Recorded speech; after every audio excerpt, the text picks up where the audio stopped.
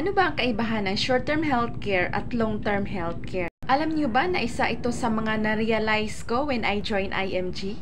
Dahil noong ako'y nasa company pa, isa sa mga dahilan kung bakit hindi ko naisipang mag-resign ay dahil mayroon ditong healthcare benefit na ibinibigay sa akin ang company. Dahil takot ako noon, paano kung magkasakit ako? Sinong mababayad for me? But when I joined IMG, unti-unti kong na-realize ang malaking kaibahan ng short-term healthcare at long-term health. Swerte ka pag empleyado ka dahil may short-term care benefit ka. Pero tandaan mo, kapag ikaw ba ay aalis o kaya'y magre-resign sa company na pinagtatrabahuan mo, manadala mo ba ang healthcare coverage benefit mo? Abay hindi.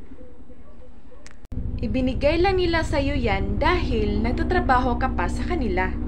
Pero once hindi ka na connected sa company, lahat ng benefit na yan ay putol na.